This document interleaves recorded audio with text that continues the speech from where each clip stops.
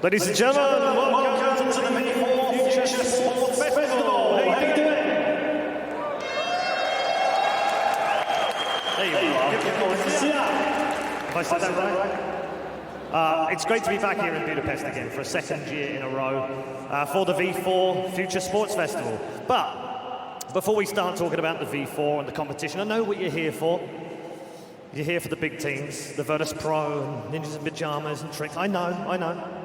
But first of all, something really important this morning.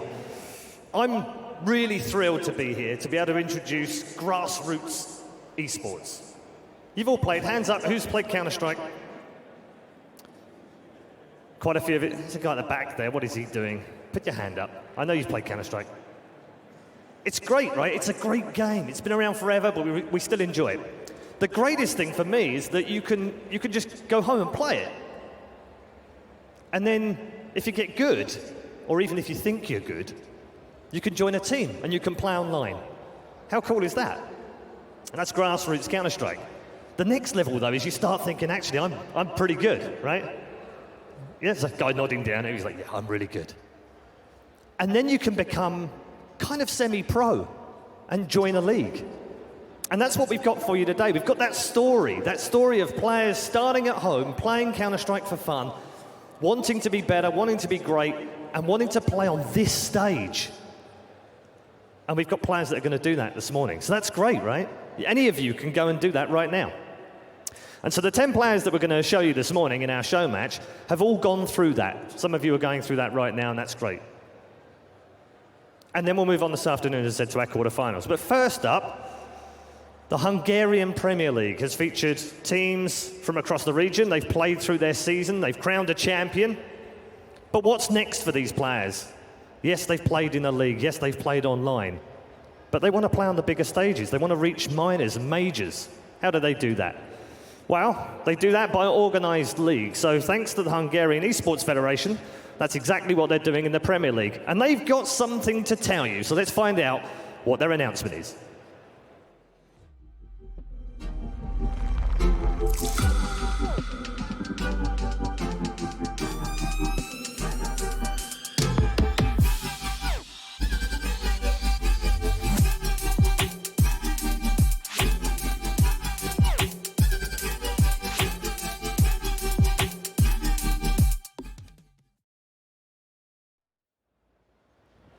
I feel like there should be a TM on the end of that. Soon! It's coming soon, Season 2.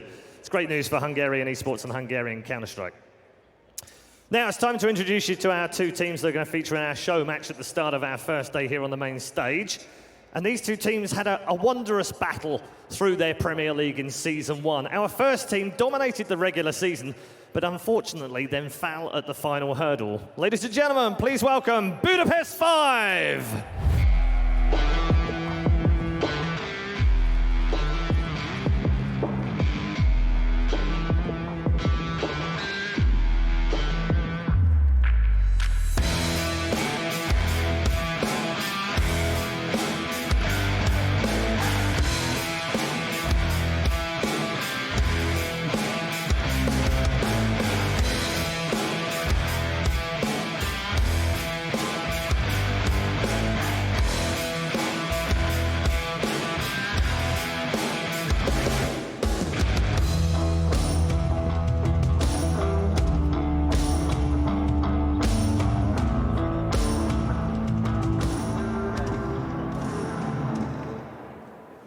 The boys in blue from Budapest 5 featuring as one side of our show match. They need an opponent, and their opponents are their arch nemesis from the Premier League. They didn't have a particularly good regular season, but when it came to the big grand final, these boys stepped up. Ladies and gentlemen, please welcome the champions, Salamander!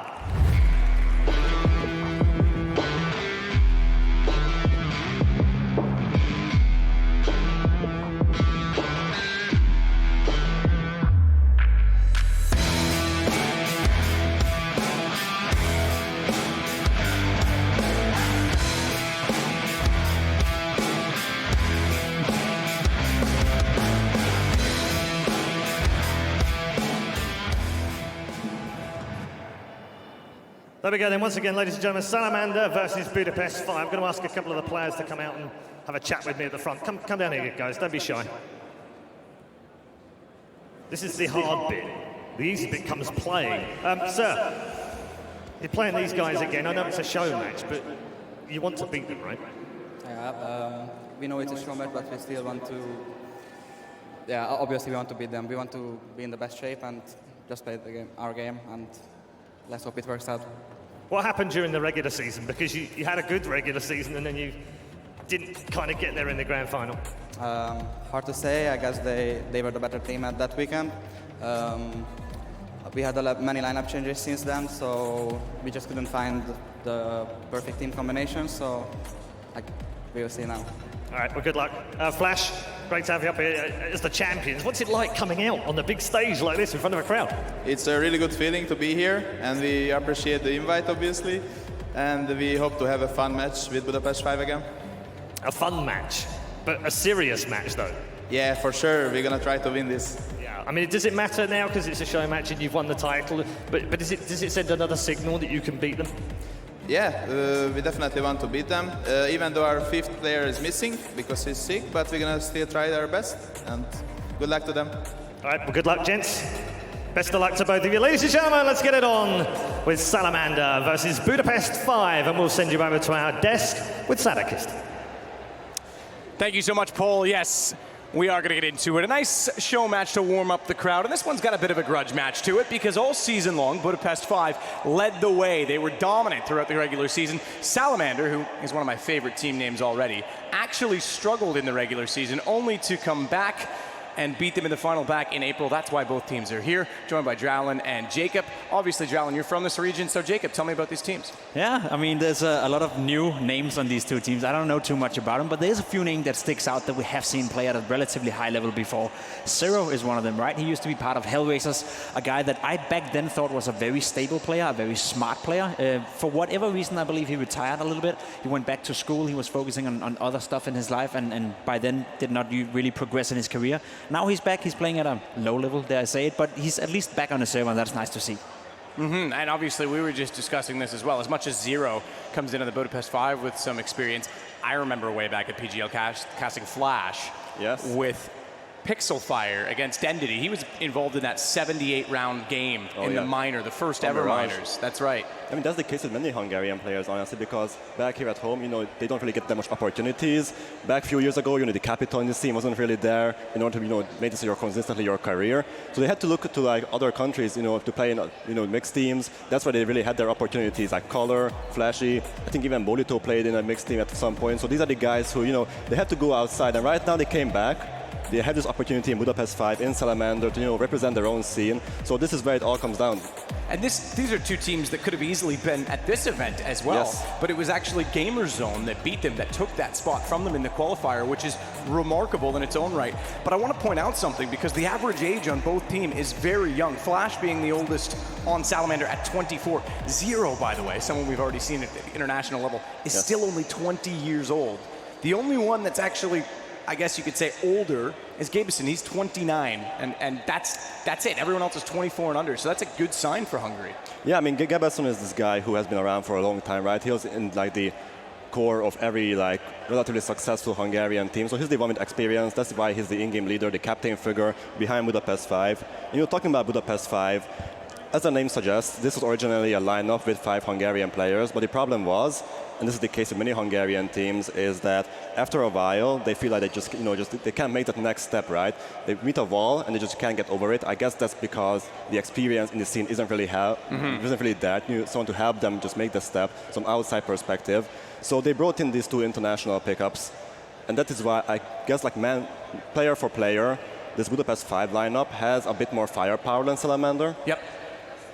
Interestingly enough, you say that you've got one Swede and obviously one Slovak in on the Budapest 5 team. Jacob, you're someone who's left your region before. You went over to the USA. Obviously, Denmark is a bit different. You guys have some depth. But how much does that help to get different perspective in a team to kind of invigorate them? It helps a lot. I mean, when I went to NA, it was like entering a new scene. You know, the way they practiced over there, the way they thought about the game was completely different from the way we did it in Denmark. So there was a big cultural difference in that sense, you know. And you do play Counter-Strike in different styles there, right? We often talk about the CIS region playing a very aggressive style, you know, an unorthodox style for us Europeans, but for them that's the norm. Whereas for the Hungary scene, I feel I've been playing against some of those guys for quite some time. It's sort of like a mix. I feel you guys are trying to play very smart, but you also have some of that, you know, outrageous aggression sometimes when you're playing in the server, and that's very hard to handle if you're a European player who is just, you know, grown up with playing tactical Counter-Strike. Interestingly enough, Showmatch, as we said, these guys played, I think it was April 27th, they had the finals for the league. That was also on LAN here in Hungary, but it is a little different today because we have two maps. Right. It's essentially a best of two, so they could draw. There's overtimes as well. But I feel like at a national level, even though it's a show match, there's some pride on the line between these two teams. Yeah, definitely. It has to be a matter of prestige, and also this is like a representation showing the international community, you know, what Hungarian Counter-Strike is, what we are capable of. And the reason I'm very excited about this matchup is because usually when you look at domestic matchups, just think of like, even like thinking back to the old NA CSGO glory days, where you had Cloud9 and iBuyPower as the two notable teams in the region. Was that the glory days? I'm pretty sure Team Liquid right now, I'm just saying. I mean, the old glory days, right? The old golden age. Yes, okay. Yeah, so back put my pride away. Yeah, so back then, like, you know, both teams had their distinct, you know, play style. But when it got to like meeting each other on the server, like all decorum just flew out the window, right? So it got really very wild, and that's why I'm really excited to see this in front of our stage, because we might see something a bit more wild, a bit more explosive, you know, like a grudge match, as you said. Yeah, and you're absolutely right. I remember casting at an ESCA LAN way back with iBuyPower playing Complexity. You don't do a lot of casting anymore, do you? You know, thinking, nah, you know, I was washed up. It was time to move on. Sure. But, you know, you switched Anger from that team. He went from iBuyPower over to Complexity. I remember the amount of banter, shall we call it, yelling back and forth across that hotel room, as it were. It was, you know, sort of the convention rooms that they used to use. It does matter at a national level, and you've seen it on both sides of that, both, I'm sure, you know, back in Copenhagen Games, but also Denmark sees it frequently at important international tournaments as well. Yeah, I mean, some of my favorite events were back in the days when, as you said, while you were sitting in a hotel conference room and you're literally sitting next to your opponent. So whenever you run around, you just stand up and yell at people. I remember a specific match against Very Game where Kenny Esch, you know, when he was young, we felt that was a way to rattle him out, right? If we were yelling at his face in the middle of a game, then he would probably be a little bit, you know, scared or afraid. And back then, I wouldn't tend be scared to believe, of you, though. Well, I was a big guy back then, so I would be pretty scared of me. Anyway, you know, that's what it's all about, right? It's that emotion. And just to set the scene in here for all the guys watching as well, yeah, there's not much on stake, right? It is the best of two. It's not, you know, a match for going into a final or anything like that. But there's a lot of pride on the stake right here. And you said it yourself, there's a lot of young guys on the stage as well. And there's no better way to showcase that you're a legit player than playing well on a stage. So if you're Zero and you're looking to get back into the scene, looking back to getting into Hellraisers or a higher level, you want to perform right here despite it just being a show match. And Zero, I'll throw it out there now, I suppose, because we know it. It's going to be Mirage and Train as those two maps, but we'll come back to that. Just to note, Zero was a last-minute decision for Hellraisers that actually determined whether or not they were a European core or they were still going to remain CIS. And they went with him as a young talent, just like Sticko, that they thought could really break through. And I think that's pretty remarkable that he's still 20 years old and he's been kind of out of that Hellraisers team, which has been a revolving door for about a year. You are right. Being on stage, this is a chance to showcase, and it's good experience for everyone else. For sure, and I think the reason why he decided to sort of quit his professional career was that he wanted to focus on school. He's still 20 years old, so I think he may have made a smart decision in that sense, that he can always fight back now that he got school under the way. I like to see it, you know, I like to see it from pro players who think a step ahead, so you got to give him credit for that as well. But back in Hellraisers, I agree with you. He was considered a bright talent, and he was a smart player despite his young age. He was a player that I felt was stable on the server. He didn't make a lot of mistakes. He was not a Nico kind of guy. He was not a symbol. He was never supposed to be this hard carry guy, but he was a good figure within the lineup. So I still think there's a place for him in professional Counter-Strike. And as you said, if he performs well here, then teams like Hellraisers or some other mid-tier teams out there may start to look towards him again. What about Budapest 5 for you, Drowlin? Because obviously they were the class of the field throughout the season. I think they lost 2 maps all year long. They were dominant in the mid-season with a 12-map winning streak. And then kind of, because of the format in the playoffs, played a little bit less, gave Salamander a chance to build in. They fought through a couple hard best of 3s. And then the favorites get upset. How much do they, I think, Am I right in saying that it might matter more to them to get revenge on this stage? Yeah, that and as well, we have to think that this is a relatively new lineup, right? Bringing up that international talent. So I don't think we will see any like meticulous Counter-Strike out of them, just like the good old basics. What I want to look here are the individual performances. Like we talked about Zero, but someone I want to highlight on this team as a Hungarian is Color.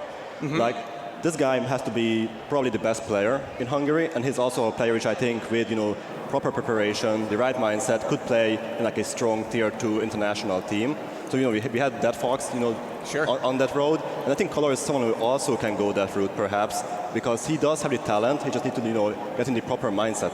The interesting thing, and I just want to point this out, Gamerzone, again, took the spot from these two people. They actually qualified for this event. But given that they dropped out to group stages, they don't get to play on this stage, and these two do. That's kind of interesting to me, because Gamerzone looked impressive in some of the performances that we saw from them. Yeah, and that's why it's interesting to see on the Salamander end. Obviously, a few weeks ago, they played in a LAN in Serbia, and one of the players, BZT, got sick. And he had to go to the hospital, and he was the upper for the team, right? So this is where it all gets interesting, because if you have Torji, Good point, yes. the star of the group stage coming in, standing in as a AVPer, so that kind of makes things a bit more equal. Yeah, he was excellent for Gamerzone in the group stage, so it's nice to see he at least gets to be on the stage. Good point as well, because he's already played in this tournament. He'll be quite warmed up in the event so far, Jacob. Yeah, I think there's a good chance that we're going to see some solid Counter-Strike here. A guy we haven't mentioned either is Krias, the Swedish guy. He was also considered a big talent within the Swedish scene, and as we know, there's a lot of talent within the Swedish scene. So there's some prominent names on the server, and I think we're ready for a high-level Counter-Strike game. Krias is another young player, and you talk about Sweden. We've seen the depth of Sweden be an issue, in my opinion. I know we've had Rez come through, we've had Drake in. Too much mediocreness in that scene right now. Yeah, and Lekro's already 24. I know that sounds crazy to say. He's a young player. He's still very much in his early part of his career, but to see another player and another name like this emerge, I guess, whether inside of Sweden or out, that's promising for the future. Maybe this is a way he can springboard himself back into a top team. Another player that tried that, actually, that comes to mind was Max Aki, and he kind of fell off the radar completely after he went to North America. Is it a possible opportunity for him, or is this just the sake of searching for somewhere else? I mean, it's probably somewhere in between, right? If he could, he would probably play within a Swedish team, one of those grassroots teams that is trying to feed the big dogs. NIP is right now looking at options, right? So if he does well here and does well in the future, that may be on the cards. I think it's always, a little bit of a give and take situation, especially for Max Saki. You mentioned that he went to an average American team, right? So that was his way of really trying to force him into the scene. Apparently, he did not have what it takes, and that's sometimes how it goes. So I think Krias is a guy that have before, this game, have showed himself as quite a decent player. I think he's playing in some Face It FPL Challenger stuff and all that kind of stuff as well. So he's a good player, but there's a long way from just going to be a mediocre player, which Sweden have a lot of right now, to be one of the guys that potentially could join an NIP, join a Fnatic, and make the difference. Is there something, and we're kind of going off topic away from Hungary a little bit, but we're seeing sort of in the same light a Hungarian championship. It's given us some teams that are now on this stage, some top players that have been around the top level. Zero, Dead Fox, as you say, that Flash being in Pixel Fire for a while. There's been potential there, certainly. Is Sweden missing that? Because Denmark has Copenhagen Games. They've always had a good fundamental core. Yes, there's the Scandinavian Championship, Jacob, but is Sweden missing something to really invigorate the local teams?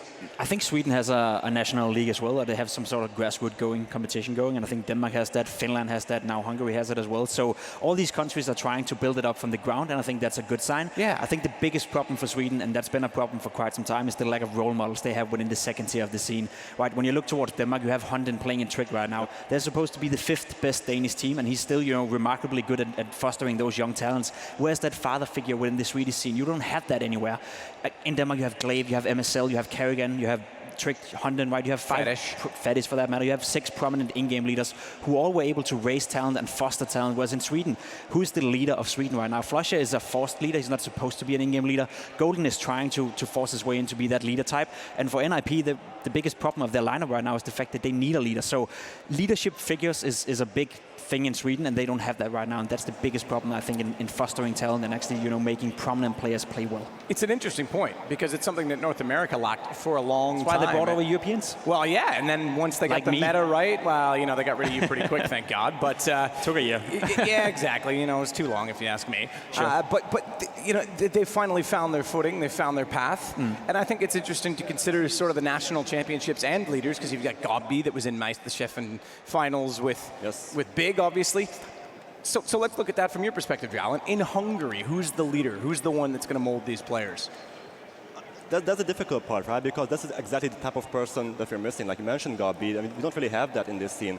I think the problem is that most of the older players, they don't really have the same level of success in the earlier iterations of Counter-Strike, like Gabi, like these leader figures in other aspects of Counter-Strike. So they have grown a bit, if not bitter, but a bit, how should I say this? Like they lack the drive, right? They lack that inner fire in order to push the scene forward. Motivation, as much as it's a buzzword. They never really experienced, that moment of lifting the trophy. Obviously, we had Kodiak and his team, who are like the top of Hungarian Counter-Strike as long as history goes. But other than that, it really lacks depth. So that's why I'm always happy to see Hungarian talents going international. We have international talents coming in, because that means that these international talents can, kind of show the ropes to the younger Hungarian players and teach them, how you have, like the other parts of Counter-Strike.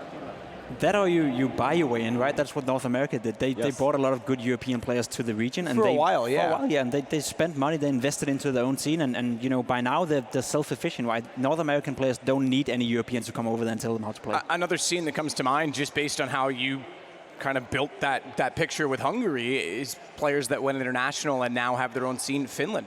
Yeah. I mean, you've had Alu leave, you had Sunny go out for a while. Exactly. Juho's out now, obviously, but there's been a number of Finnish players kind of trying it. I'm sure there's others that, like X7, those kind of guys that were in iGame before ENC was around, and now suddenly they've got their own scene and they've got their own talent and are a top 10 team in the world. Even the Asians are trying to do it as well, right? Tyloo brought in Bundig at a certain point, playing for them. He was trying to implement some of the European style into that lineup. Didn't really work out. Then they had a coach, and I believe it was Jonta who went over there as well, acted as the coach and for Tyloo. Peacemaker, I think, for Peacemaker as well for a week or two.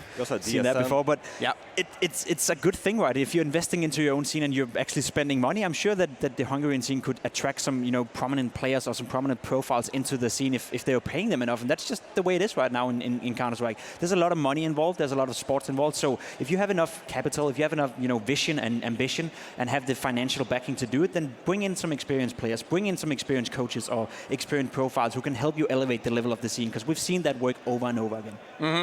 Absolutely, and I think that you make a good point about Asians doing it and everyone doing it. You've touched on the player side of it, but then we briefly mentioned coaches. How much can a coach from outside the region really help? Because I'm not sure I've seen it yet. It's one thing to have a theory. It's one thing to have something on paper saying this is what you need to do. But if they're not in the server, can they still have that influence? It depends on how good the coach is. All right, and simple as it is. And I think you got to have a specific character as a coach. You need a very driven way of telling your players, this is how I want it, with it still respecting the players' abilities and still respecting the culture around the player. So it's a very fine balance in order to be a coach. It's something that, obviously, I haven't done it myself. Maybe I will in the future. But you could even be an assistant coach, according to your Twitter. An assistant coach, maybe. Start out low, But you have to have a very specific way and a very specific character, I feel, in order to do that. You got to have the respect for the players, the organization, the culture, while also, having respect for yourself and trying to implement what it actually you want the team to do for you. So it's a fine balance, and I think if you find the right character for the right team, I think a coach is very, very, very valuable to any team in the world. I think coaching it's been a role that it's gone through transformations, I think. There's certainly a lot more expectation for counter-stratting and reviewing other teams, and maybe that's where the assistant coach comes in. You mentioned scouts potentially as well. I think the players have to have some input in that, because there is a sense of, it's not like hockey where you can have 20 players on a team and you'll eventually come up with combinations that work. You've got to kind of implement a player immediately and gel. Sure. But I also think that, there's something about the way that they lost the timeouts, but now they have still communication with, the in-game leaders. They've got to be on the same page. I think it's almost more stressful now than it was for a period of time. Remember, Fnatic was one of the first teams to say, let's get rid of our in-game leader. Our coach will just do it.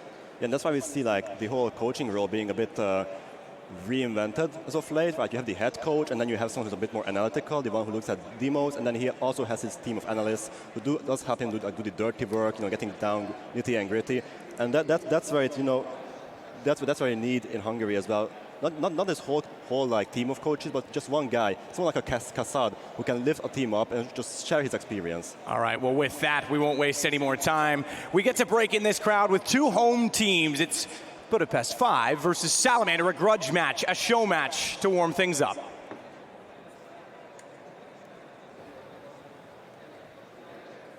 Okay, I guess we're just live there. All right, so we're gonna jump into this one very, very shortly. Jason Kappen joined by the handsome man Tombiz, we're going to actually get to see more Hungarian players. And that's actually a nice thing for us, considering we got to see Torzy and Gamerzone just a couple days ago. We got to see what they can do, able to take a map off MIBR. I'm curious to see how he's going to actually play within the team today, considering it's obviously not the team he's normally used to playing with. He's a very explosive and very, I think, mentally driven player. He needs very high morale, needs big plays to happen. But I'm curious to see what's going to happen if they can defend that title. Yeah, I think it's obviously going to be a bit more of a flashy match, you could say. But I think that he's going to be given the opportunity to just basically free roam a little bit. And it's somewhat like it is in his own team, so it's not really too bad. Like, he's allowed to go for these ridiculous plays. He's allowed to sort of be so aggressive. So if they can just let him off the leash a little bit, then that's not necessarily going to be a bad thing. On the other side, I'm actually looking forward to seeing what Kolar is going to be able to do, because I've sort of witnessed him actually play within G-Fin Elite Series in England. I saw him play at WSG, and he seemed to be someone who was up and coming and then disappeared for a little bit. Either way, we are going to be going into our pistol round, kicking things off on the T side are going to be Salamander already. They've used the Molotov to get themselves in towards the window and look to aggressively take mid. That's actually a very aggressive utility usage just to lock down this position, but trying to neutralize the USPs. You can see the T side of Salamander Gaming have pushed in towards the A site. Bodito opens things up on the Fleeve. Gonna get the bomb down, and now we're gonna see Budapest 5 play for the afterplant situation. Kolar just trying to survive in CT spawn. He will have some backup coming in eventually out of Gabeson, but it's gonna be a little bit too late. You can see Salamander just rush straight into CT spawn, take 2 more kills, and pretty much lock up this round. Yeah, it's down to the 2 non-Hungarians left. There's gonna be Kreese and Zero trying to do some damage at least, but it is flawless coming out from Salamander. First round goes their way, and there was little to no resistance. Yeah, I definitely say the latter of those two. There's definitely no resistance there. Funny enough, I think it's kind of nice for Torzy, by the way, the fact that he wasn't able to qualify with Gamerzone to get here to play on stage after kind of upsetting teams and actually making it through into the main event. But it's nice he gets to sit here on the stage now and play, even though it's with Salamander Gaming. But we'll see how this one's going to go. Obviously, it's been quite a bit of time since they have met on LAN back in April, as Sedicus did point out. I'm curious to see if the teams have adapted at all, considering the length of time we have had since they've last played at an official LAN. Yeah, I think as well, it's sort of the difference between maybe a more structured roster and one that's just tried to build one with a little bit higher firepower, but that's sort of been messed up by the fact that Salamander now actually have a stand-in. Either way, Bars playing for this B site. Quick and easy cleanup once again, only 2 players remaining. Kolar will at least be able to get one with the scout, but Zero, well, a little bit out of the action. I don't want to try and steal away one of these AK-47s, but it should be Flash looking for this kill. Zero, only 1 available, all the rifles saved. And Salamander, again, with a fairly clean second. And that wasn't an eco round either from Budapest 5. That was them investing into things, putting their money down. And, well, they clean it up easily. Yeah, and considering Budapest 5, during the season, they actually have swapped out 2 players since then, switched some things around. They're up against a Salamander Gaming who's not technically at full power because they do have a sub themselves. If you're Budapest 5, I think you have almost everything to lose here. If you're Salamander, it's like, all right, well, it's not a big deal. We have a different player on the team. We lose, whatever. We can kind of blame it on that. But I think Budapest 5, they definitely need to show up here, and we haven't seen them so far. And we're probably most likely not going to see it this round either, considering we just have the P250s and the CZ bought up 4-0. And there's no contention over towards A at all. It's going to be a free take. Bodito takes down Gabeson. And Budapest 5 probably just going to look in for a kill or 2 if they possibly can. Yeah, they'll just try and crossfire this. They don't want to be aggressively pushing because they'll just hand money away. Fleeve will at least stop Torzy from bolstering his bank account, but on the other side of things, they're actually doing a little bit of damage. Zero's managed to kill off a man with an AK. I don't think he's going to be able to retrieve it unless he wins this battle as well, but Bodito will be able to deny that. Now we're just watching for Kreese, who's trying to sneak back out of that B site they initially stacked, but ultimately, he just wants to get a kill with that Mag-10. Make that extra money, maybe steal a rifle, and he's not going to be able to do it. So a strong start for Salamander Gaming as we go into the next round momentarily. We should see the buy-up coming in out of Budapest 5. Hopefully we'll see some life within their team, because they have just had, I want to say about 3-4 kills total over the course of these first 3 rounds. Yeah, 4 in total, 0 with 2 of them. Kolar with 1, and Fleeve with 1 as well. But a quick little pause coming in. But I guess that's on Budapest 5 side to talk some things over, because obviously binding to this round is going to be very important for them. I'm curious if they're actually going to invest into the AWP, and Kohler actually will pick it up. So maybe he's going to have the opportunity to make something happen in middle. Yeah, I was talking to Drolan before the match, and he's someone at least notable for me within this side. Like, obviously, not keeping up with Hungarian CS all of the time. It's always nice to see it, but again, it's not something that you see a sort of few players creeping into the higher echelons of Counter-Strike, and he's one of those players, and that is a ridiculous shot to kick things off. First kill with that AWP. Good to see it finally within his hands. Now we're going to see if the T's can actually respond. They've made some money early, so not really in too much of a problem if they do lose this round, but even still, they want to try and break that bind. A little bit of a crossfire setup over towards the A site. You can see Flea going to be joined by Zero, trying to cover off each other's angles, and the hit might come in this direction as well, because Bodito's been able to push up ramp. He's been able to at least penetrate the site a slight amount, but I think the crucial point, the linchpin of this attack is going to come down to Aaron and Coolio, the two players in towards connector. They need to peek in towards Shadow. Do they have a smoke that can cover off jungle? It's not going to matter. Zero strikes first. Bodito's going to go down. Now the jig is up. They're going to have to start to push in here because time is going to start to run thin as the rotations will come through. Oh, Zero still managing to hold on in that corner as well. Another headshot for him as they round it. I thought at least he would get eliminated, but good work from the Budapest 5, and well, 5 stay alive. They continue forward into the next round with everything they had in the last. Only utility has to be rebought. Fantastic shot. It's going to be interesting to see the battle of the ops actually with Kolar and Torzy, because we saw Torzy have so many great shots. Like, he was very quick, he was very explosive as a player, but he's also very aggressive as an opper, which can obviously work against you, against teams who know how you play. And obviously Budapest 5 are 100% going to know how he and Gamerzone have played in the past, considering they've met countless amount of times. And Kolar's going to win the battle up against Torzy. Coolio instead going to have the op now.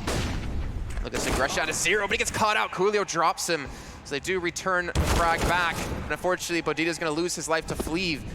That's going to put it down to a 2-on-4 situation for Salamander Gaming. A lot of individual battles being taken, both teams trying to get that initial advantage, but it's now fallen into the 5's favor. Coolio and Flash not really left with much map control. At least Flash has been able to get himself into the connector, but he's gone within a few seconds. Fleeve removing him as well. And Coolio left, AWP in hand, finances in a wreckage for Salamander. And he's kind of hoping he can do something, well, I was going to say with the AWP, but he's currently got the Deagle in his hands. Just like a smaller op. Smaller, less successful is the term. Oh yeah, well, in our hands, it's not successful whatsoever. I play R8 only. Coolio's going to have a chance. There's only one player to defend on the site. The Cruise of the AUG just waiting, spots him out, and Coolio hits the shot. He might be able to get the bomb down off the back of this. Can he somehow pull off this 1v3? He's going to need to get the guy short, and unfortunately, he will not be able to. Gaberson's going to connect, and Budapest 5 get another round on the board. Yeah, an important one at that. That will hurt the Salamander economy quite significantly. They will have a little bit of loss bonus building, but and with the bomb plant, that's a bit extra to maybe invest into a Deagle or two, but there shouldn't be a purchase coming in for them T-side, and so Budapest 5 have the chance to get themselves some early rounds on the board. It's also not like we've seen Salamander do a lot of punishment these last few rounds to the economy of Budapest 5. They've gotten, I think, like 2 or 3 kills max in these rounds. I think even 3 didn't even happen. Fantastic shot out of Coolio. At least gets the extra money on his side, but like you said, just a couple Deagles here or there. Not going to invest too heavily into this round, though they do have 5 smokes, so most likely going to be seeing that execute coming in. Bodito, for me, I know you talked about, you know, Torzy, we talked about like who stands out overall in the match, but the last time they met, he was 112 KDR in their series. Was 72 and 44 overall. And he was hands down the best player on the server at that time. And obviously going up against a different roster. And here we go. Execution coming through. Zero, I think he's just going to mow them down here in this position. Or Fleeve through a smoke. Yeah, this should be simplistic, but even still, I always like that smoke being thrown just in front of the boxes because it's very good for getting a bomb plant down. It's one that a lot of people within maybe your team at home won't be using. It's one that's basically just used for that, like to help your planner get the bomb down. That's all that Salamander were really aiming for. They spent the extra money from the last round's bomb plant. Now they make it back once again. Okay, the idea then is to fall back and do a little bit of damage, but by that point, the round was already over. So it's not too bad for Budapest 5 either. Their finances have grown. They can make sure that they can get an AWP back into their hands if it's needed in the next round, which I imagine they will want to. But now we get to see Tease with a full purchase once again, and potentially getting their first round since the pistol follow-up. Zero actually going to continue to push this. Flash should know. There was someone in underpass. He might have an opportunity here. You can see Zero still continue to push through. Flashbang comes in. He comes in from both angles. Zero takes down one. He takes down two and locks down a big lead here for Budapest 5. Yeah, they weren't expecting that level of aggression this early into the game. Budapest 5 attempting to catch them off guard, and now Budito trying to sneak his way out. The problem is there's so many players around this area. The CT side just waiting patiently for anybody else to push in. The thing that worries me, though, is that they knew he pushed. They knew Zero was there. They turned around, even brought a player back to help out, and yet he was able to pull off the 1v2 in the end. So really kind of unfortunate for Salamander Gaming. You're going to see one kill come in for Coolio, but in a 2-1-4 with Bodito on low HP. I don't know how successful they're really going to be. Yeah, they have at least managed to split the defense. That's the only real possibility here. If they manage to win their opening duels. Fleeve, however, looking to get more aggressively into the site. He now knows that the rest of the map is covered off. They've had a little bit of aggression as well. It seems like the information call has been given to Budapest 5. An instant headshot as well onto Coolio. It leaves Budito left alone. They know he's here. They know that he didn't come alone. And, well, it is going to be Fleeve to close things out again. Only one player dropping for the Budapest 5. And it's been a strong start, I think, to the players that need it. Zero and Kolor, the two sort of standouts within this roster. Zero obviously has reached the highest peak of any of these players, like playing in Hellraisers and being at some of the top events across the scene. I mean, even though he obviously didn't play on Hellraisers for too long a time, it's nice he's able to take the experience he gained with that, bring it back to the Hungarian CS scene to help. Yeah, he's only 20. Yeah, he's super young. Zero is going to have a lot of pressure now. Oh, he's completely blinded up. Coolio's going to drop him right off the bat. Fleeve just trying to hold on for dear life. He takes down 3, now 4 players. Fleeve, can he pull off the ace? No, it gets stolen away. But he puts his foot down on the site nonetheless, and Budapest 5 are up 5. Yeah, he made that look almost too easy. The attempted bomb plant coming in again from the T side. Not that they particularly need the money at this point. The loss bonus is maximized, and Budapest 5 have got 5 back-to-back. Look at their money. 8.5 thousand for Kreese. The lowest is 6.1. They could afford technically to lose quite a few rounds. It's going to take a lot of work for Salamander and a big grind to actually decrease those funds so they can take a couple of rounds back-to-back. Torzy. Oh, if only he knew. He's been relatively quiet. I mean, 2 kills, 7 deaths. Obviously, filling in for the team, so it's understandable.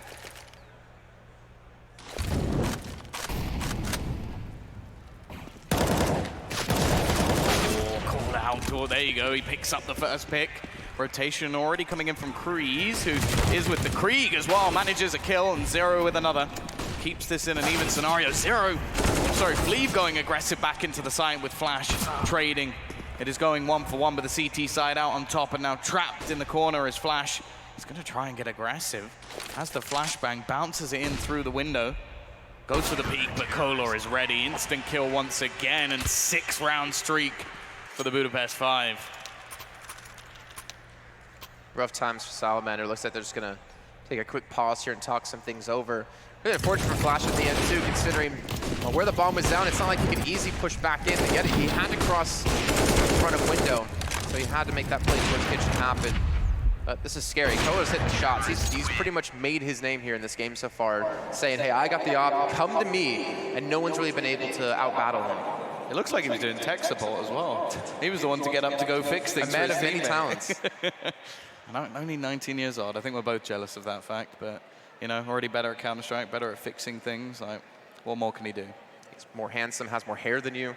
That's not hard. No, that's not hard. I think that's about 99% of the population. Well, here we go, about to drop back into our game. Fleeve on 12 kills, 0 on 10. I mean, Gabeson, he's on 2 kills, but it's not like he's been playing bad, just because he hasn't had to need them. Everyone else is really picking up their weight in the team. I mean, you have Kreese on 1. I think he got his 1 in that last round, if I'm not mistaken, with the Krieg. Yeah, Kreese with the Krieg. But it really shows who's kind of standing out at the moment and how much weight everyone is pulling. Aaron, look at this, aggressive play, pushing directly through. Gonna get caught up by the man in shadow. As Zero again picks himself up a double. Not gonna see the 3rd player. The damage is done. Yeah, saying that, they do actually manage to trade 1 more kill back. Rotation is going to be in fast, and they've had to retrieve the bomb, and the biggest problem they have now is their smokes are going to be fading. Badito tries to play off that, and he actually gets another back. Turns it into a 2 versus 2. Knows there's a man in connector now and needs to clear this position if he's going to be able to defend off that bomb. Smoke even going to leave him where he has to try and push through. This bomb tapped, and they're just holding the angle. He's going to have to run out just in case they're defusing, and they're waiting patiently. The pistol of Kreese does enough, and it's another round in a row. The 7 streak now continuing.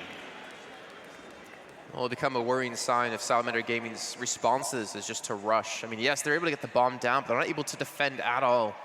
They lost way too many players on the initial entrance into the site. I believe we're even going to see a double op setup coming in. 0. Fantastic shots out of him. I think if he caught the guy moving for sandwich, he probably would have been able to take a 3rd as well, but he got caught looking the wrong way. And for Salamander here, I mean, you've tried B, hasn't worked. You've tried A, hasn't worked. I think the only thing really left is to go back to what they did in the first 3 rounds, was really work that middle control. That's not a bad way to start. 0 gone. Fleeve also missing the shot. He gets a 2nd opportunity and actually gets 2. I don't know how he does that in that situation. Gabeson's now been rotated over from the B site. They were trying to give Kolar a little bit of space to try and get a bit more aggressive. But here comes Kreese. Hasn't had the best start to this game, hasn't needed to. He's now left on his own in a 1 versus 2 after clearing out Torzi. Now Flash and Badito should be able to hold on to this one. It would take a mistake. They've got their crossfire set if he does look to get aggressive. Smoke gonna go onto the bomb. Oh my gosh, don't tell me he's just gonna defuse this. Don't even tell me he's gonna pull this off. 2 seconds left to go. They're spraying through and they're missing everything. Kreese is gonna get the defuse. 8 rounds straight for Budapest 5. That should never happen, Tom. That's the worst way to lose a round, and you could see the smile on his face as well. Maybe he just doesn't need to get the kills. That's all it is. He'll just defuse the bomb without you knowing. They're so far away, too. There was no one left on site to even have a chance to stop this. They didn't even get that 2nd shot. I don't know.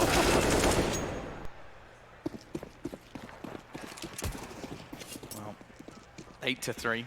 Another purchase at least on the board. They did some damage to the CT side economy, but that's the only positive they really have. Fleeve. Okay, Smoke didn't put it out quite quick enough, and he is going to be overwhelmed. So the first time we see a proper man advantage coming in for Salamander.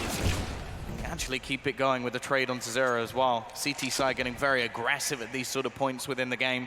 But you can see the confidence has clearly been built up. Even rounds that they should be losing, they've managed to steal away. Now the T's actually going to go probing on towards the B side. I'd actually just like to see them group up and try and take a site.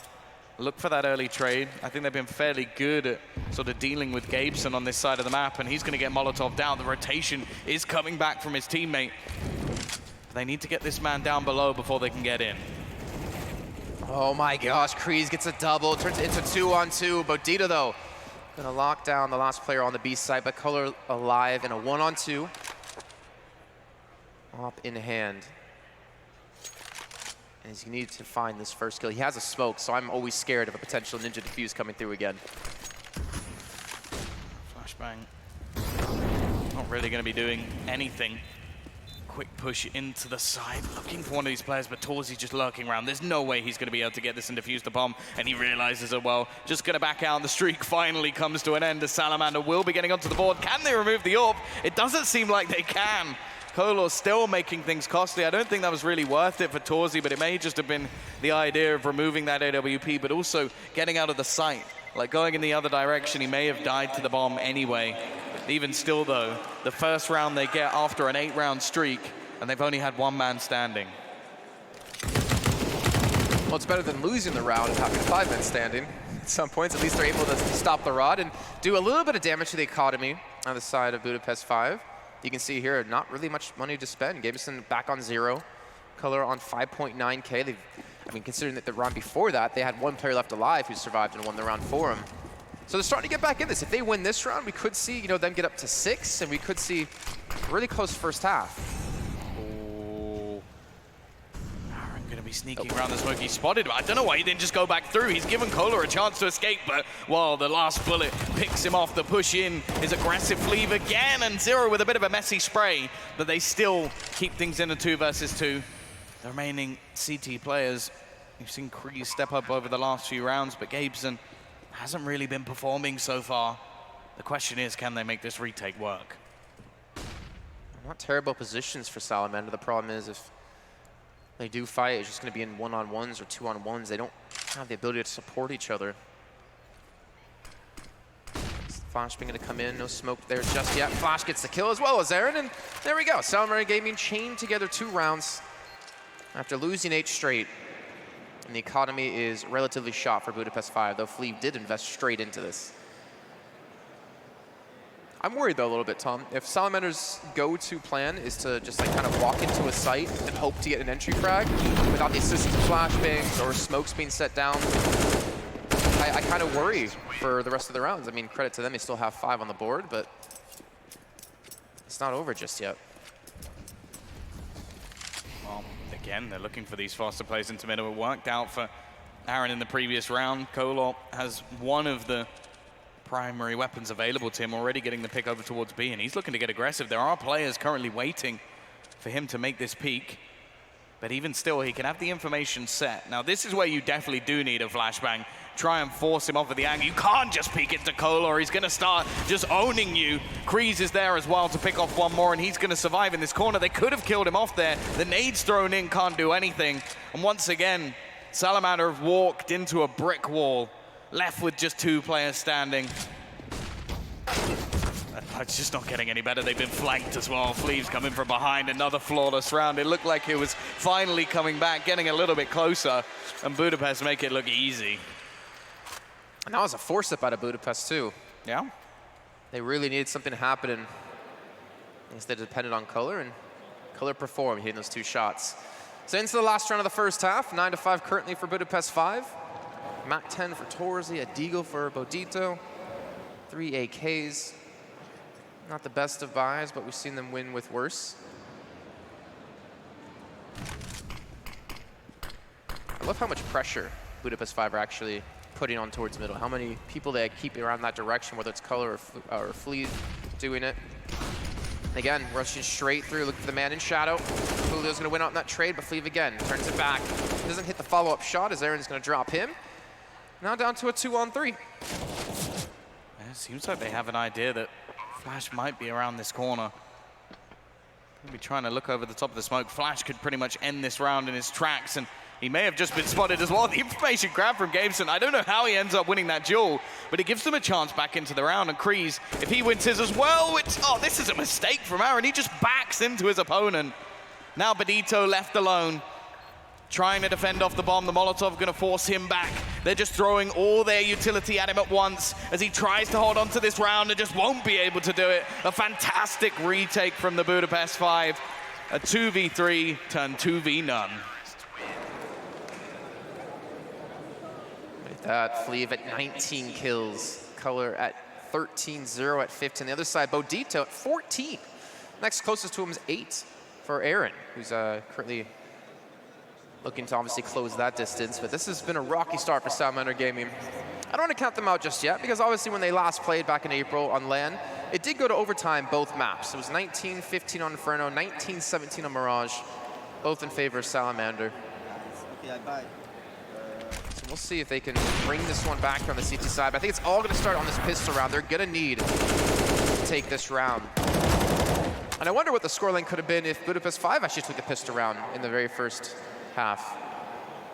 Because that's where Salamander got 3 of their 5 rounds total. Was off the back of that. Was something I wanted to look up just because I thought that he'd had an awful lot. Kohler in opening duels, 5-0. Is every single time he's just been getting picks for them, and it's really difficult to come back from those scenarios when your AWPer is just pretty much doing everything for you. Flash, well, he's going to be ready with an HE. Does a little bit of damage, but the T's aren't going to be stopped by that. He's the only defender. Everybody else is still on the other side of the map. The rotation is quite far away. Torzy will finally make his presence known as the bomb is juggled between the T's. The rotation is going to get there actually before it's planted, so they do have the time to get back into things. The problem is they don't have any map control. They've got to try and force these players off the angle. They're going to go around and flee. All he has to do is trade, but Coolio gets a double. Leaves it now down to just 2 CTs, make it 1, and quickly cleaned up the Budapest 5. They've not been stopping. Really unfortunate being left on that side alone, too. All they had was a nade. There was no flashes for retakes. They're really investing and hoping that was going to be an A-side hit. 11-5, and the SMG's coming out. The ump picked up for 0. The Mac 10 for Kolar. Even Gabison as well. I don't know what Salamander need here. I know Torzy's been relatively quiet, but we saw that when they were playing the other day. It's a hopeful spray down from there, I believe, but we're going to see again, kills still coming through. Flash is able to get 1, but 1's not going to turn the tides of this round, and there we go. That's what we expected out of that round. Budapest 5, 12-5. I think the difference as well for Torzy is going to be the fact that when you're with your team, when you're getting hyped up, you're sort of screaming, it doesn't feel weird. Whereas if you're sitting in with 4 players you've never played with before, or at least haven't played with much, screaming into there is like, yeah, let's go, guys, when it's like, I met you 20 minutes ago, is a bit of a weird thing. So he might just not be getting into the same rhythm that he has with his normal team, which is very much understandable. Also, I think it's quite unlikely they're setting him up for these plays as much as his team would normally be doing. Coolio going to push forward. Kolar going to be up to, was it 6-0 in opening duels now? Badito not able to quite connect onto those shots. And Torzy's going to be the last alive. Speaking of the men, he's got a deagle in hand, and he's got a headshot on a Kolar. He's got 3 more to find, and it'll be a little bit tough to do here when he's being flanked in from the back. And Budapest 5 get 3 rounds away from taking this first map. Yeah. They've been pretty dominant throughout this match. They'd had a couple slip towards the end of the last half, and obviously the pistol did help at least bring things a little bit closer than it might seem, but in the actual buy rounds, they've been utterly dominant. They've been taking the fights the majority of the time, and they've been coming out on top. Their star players have been performing well, and on the other side of things, it has been a fairly quiet display. As you mentioned, Badito is the only one to actually hit double digits, and that still stands. Don't know how he actually manages to survive that, jumping up on a little bit of an off angle. And just look at the aggression coming out from Gabeson. Straight through, in fact, 2 players do it. Kolar as well, with Aaron getting 2 for his troubles. A good start to the round for the CT side, and in fact, it's going to continue. Torzy with 1 more to add to the body pile, and it leaves just 0 and Fleeve alone to try and bring this back. I don't want to count them out just yet. Coolio does get dropped low on 13 HP. Fleeve, he's going to fall as well to Aaron. And there we go. We're seeing Salamander Gaming start to step up here, seeing some life within the team, within that roster. Not sure what Budapest 5 was doing pushing through the smoking connector, though. That was a little precarious. Bold. Yeah, it was bold. Yeah. I can think of quite a few words we can use for that one. Fleeve is currently 25-12. He's close to the 30 bomb, and, well, we're going into, only round number 20 right now. It's not going to be the best of buys for them here. Gabeson taking the hit. I don't think that's necessarily a bad thing, and we've seen the rest of the team sort of step up to the plate so far. It's looking like they're going to try and brute force things on B once again. The defense is with 2 players. Badito there to hit the first and second shot as well, holding down the fort with the AWP. Now the T's, they're stuck, Jason.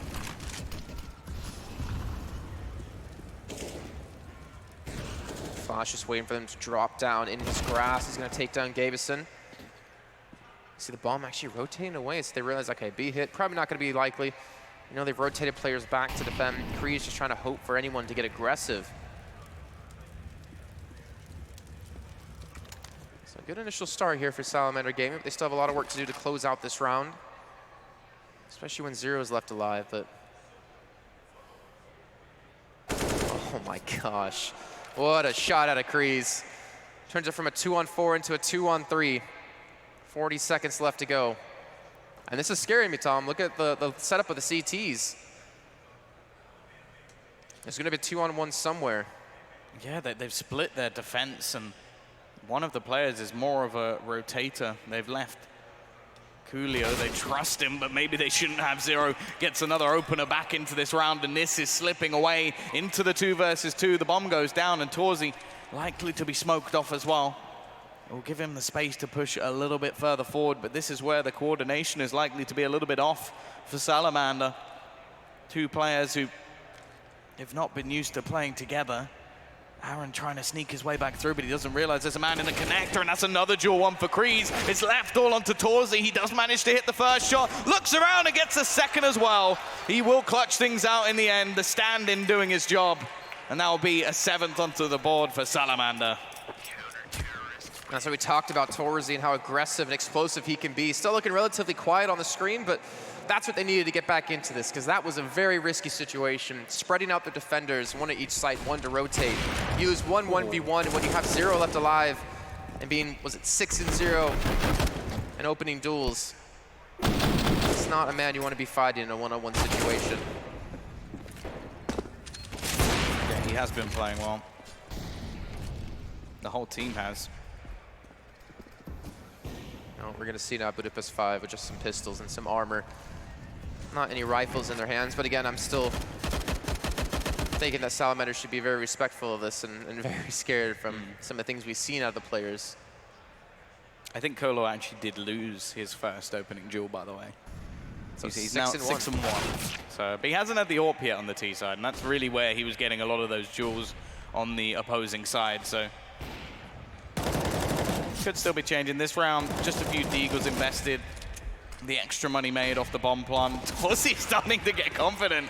I like the aggression, starting to have a bit of fun. And well, the difference down to just 5. Salamander starting to grind things back a little bit. There's still not going to be an opposing AWP, so still the chance for him to run riot. But Colo will get an SG, and well, we've sort of seen many players sort of start to favor that in middle, if you can hit those opening headshots. So Colo will have an opportunity. Chris J is definitely one of them, so I'm hoping to see that come in from him later in the day, where if you don't have the money for it, it's definitely worth picking up. A little bit worried, though, because Salamander do have the double op set up, which is going to be tough. Bodito, who's been the standout player so far for Salamander, and Torzi, the confidence is starting to rise within this player, this young player. So are they going to be able to dismantle this defense? And look at this. It's kind of bold play here out of Coolio. And yet, Budapest 5 are still just going to keep things slow. Trying to feel out any aggression, which, to be fair, we've seen Torzi do in the past. They're also somehow wasting a decent amount of utility on the side of Salamander. Ooh, they're starting to play the same game we saw on the other side. It seemed like Gabeson was going to look in the right direction, but Coolio will catch him. We now have Cool, McCool, and Coolio. Well, Fleave's going to get over Wamsy, push in. These double ob setup has just been fantastic. However, it's these 2 players again. We've already seen them turn a 2 versus 4. There's 1 less man this time for them to deal with. Aaron, though, well placed to stop Zero, so it's left all onto Kreese. The pressure added a little bit of the time now against him as well. 25 seconds on the clock, and they are watching his angle. Torzi again is there to close the round, and a 9th added for Salamander. Now up to 15 for Torzi. Actually, everyone's starting to step up for Salamander, too. As we saw such a major discrepancy. I think it was like 14-8 was the spread before. Everyone just within a few kills of each other.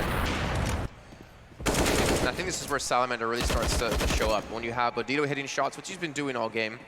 Then you have Torzi starting to get confident. I think that's the magic that they need to equalize things.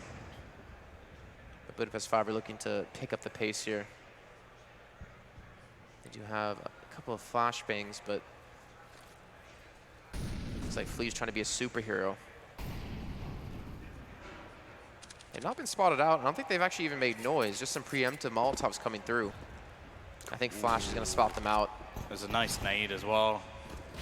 I think he knew they were there already, and while Flash just waiting patiently for him to try and run past, if they can kill him off, there's a chance for a bomb plant. And actually Gabeson with a quick double. This shouldn't be possible, but they've made it look interesting. But Ito trying to sneak his way back in.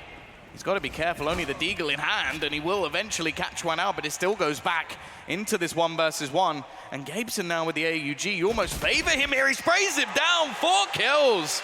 A round out of absolutely nothing from the Budapest 5. And while Salamander have got to be kicking themselves. 2 flashes and P250s, and they're able to win the round. Luckily, Salamander should be able to buy up in this round, so it's not too big of a deal, but that's got to be a big hit on the mentality of the team. The amount of early kills that came in, I mean, we're in a 3-on-5, and yet Kreese, Gabeson both hitting some shots at some crucial points. Well, Gabeson's been quiet. He got 4 kills in that round. Yeah. It's a really big step up. You can see the smiles across the faces of Budapest 5. I think they knew that that round never should have gone their way. That's a couple of rounds now that have done that. Yep. The defuse we saw on a Kreese before. And that's not a good sign. That's the first time he's really been punished for the aggression he's had. It seems like this has put the wind back into the sails of the Budapest 5, and now the decision may have to be made of whether to or not to actually save here. CT side already 2 men down and the bomb will be planted. It's not really worth the battle, especially when there's still a chance to win that war. Oh, the CT's running away. Budapest 5 going to be up to 15 on map point.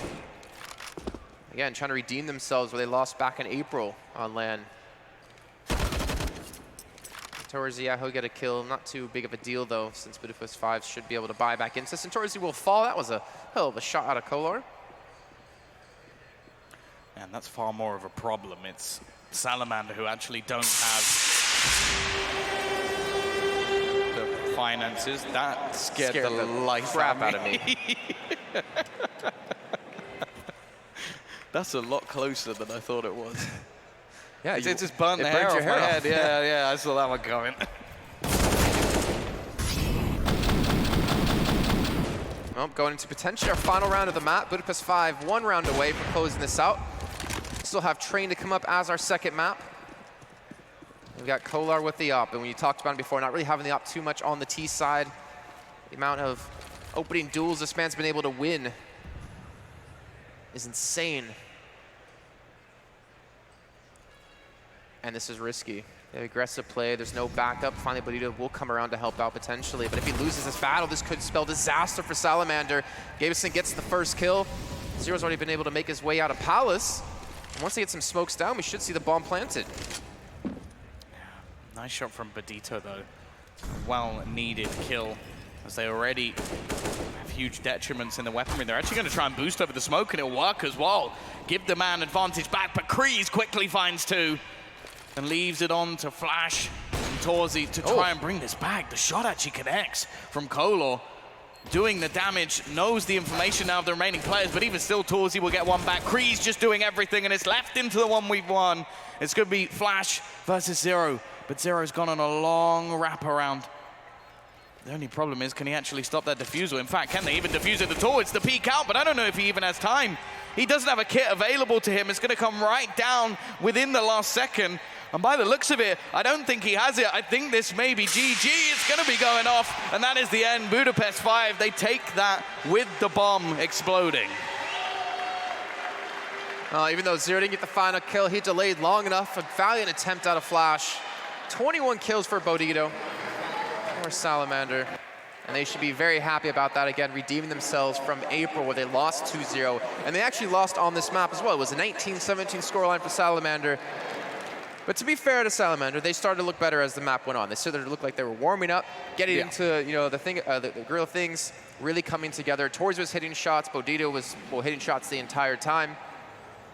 A map like Train, we saw Salamander invest in a double up quite a few times. That's going to be a map that's going to favor them on the CT side. But obviously on the T side, it's going to be very difficult having a ringer within the team. Yeah, I think it will be tough for them going into Train. Obviously a map where the CT side is so strong. Kolar's been hitting his shots all the way through. We saw some great performances across the board, even sort of the players that started a little bit slow. Like we then had the sort of sneaky diffuse that came out from Kreese, and that sort of kicked up his game as well. So yeah, no, just a decent performance from them overall. They got a long streak of rounds, and well, I think that the side could actually be quite dependent when it comes to train. Like if you get that CT side start, you can get the momentum rolling. I think that could be enough to actually take that over the line. I'm curious if Kolar is going to continue to play at the level he's been able to do so far, because I think he had to finished off like 7-1 in opening duels, and that's something you don't even see at the top level. So he's really showing like how beyond he is than the other players on Salamander at the moment. Obviously, Train can be a different map. We know players can be very good at certain maps in particular. I don't know how this one's going to go. I'm curious to see exactly how it will happen, but we do have to head to a short break. But when we come back, the boys at the desk will break down that last map and get you warmed up for the next.